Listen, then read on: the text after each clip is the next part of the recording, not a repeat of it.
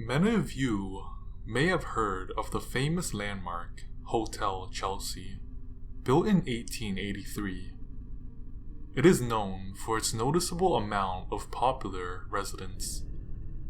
Due to this, it has become a historical landmark located in Manhattan. It goes by many names, including Chelsea Hotel or the Chelsea.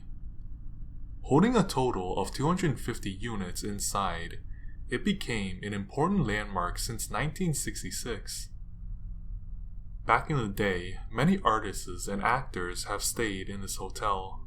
For example, Arthur C. Clarke, the author of 2001: A Space Odyssey, stayed in this hotel while writing the story.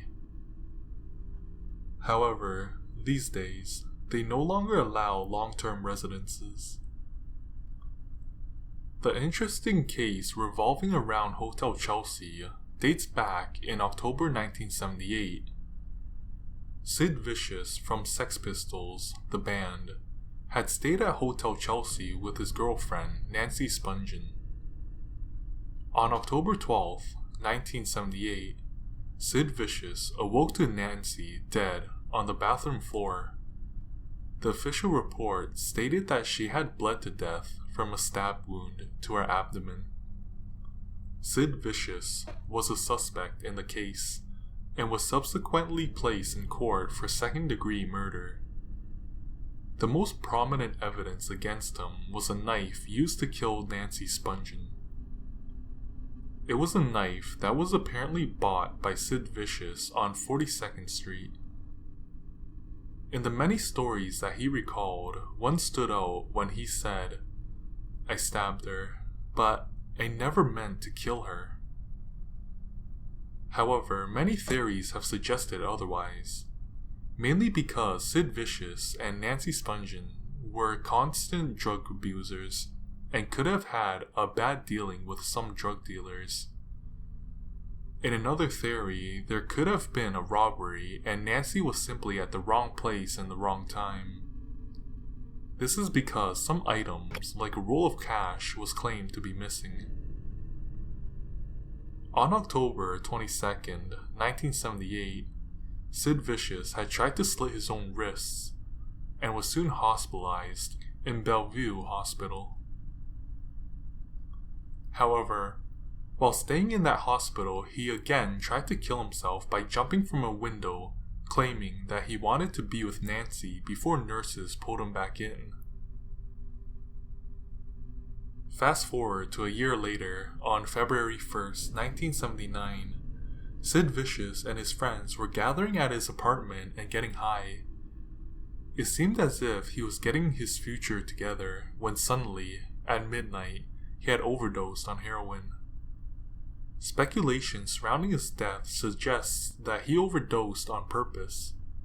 His mother, Anne Beverly, stated that Sid Vicious and Nancy Spungen had apparently made a suicide pact. She found a note in Sid Vicious's jacket requesting to be buried beside his baby, Nancy. To this day, the deaths of Sid Vicious and Nancy Spungen remain a mystery. Many guests that stay in this hotel have stated that Sid Vicious and his girlfriend wander the halls. Dylan Thomas was a prolific writer and poet during the early 20th century. Works include Before I Knock and Light Breaks Where No Sun Shines. He became a well-known author during his lifetime and earned a living as a writer. However, as a writer, alcohol became his addiction and ultimately consumed him. Born in Wales, he moved to the United States in the 1950s to further his reputation. He then began doing radio broadcasts and tours to bring in more income. On October 1953, he arrived at New York City with a list of medical issues. He checked in to Hotel Chelsea and stayed in room 206. The interesting part is that the people who were with Dylan at the time all have stated that he was unwell and needed medical attention. Prior to arriving at New York, he experienced blackouts and looked as pale as a ghost. On November 6th, he was transferred to the St. Vincent Hospital at 1:58 a.m. after being unable to breathe in his hotel room. He was under a coma when he reached the hospital. The doctors concluded that it was because of the excessive drinking he had been doing for the past week, especially leading up to his coma. On November 9th, 1953, Dylan Thomas passed away. Since then, many residents of Hotel Chelsea have seen a white pale face, especially around the room 206. On top of all these famous deaths and their hauntings, there are many more minor incidents that suggest Hotel Chelsea is one of the most haunted places in America. In one report, a small family consisting of a mother and her 2 daughters saw lights in the bathroom and hallway flickering on and off, and even hearing the cries of a woman in the night. What do you think about Hotel Chelsea? Have you ever been here before? Let me know in the comments down below. And as always, thank you for watching this video, and please like, share, and subscribe.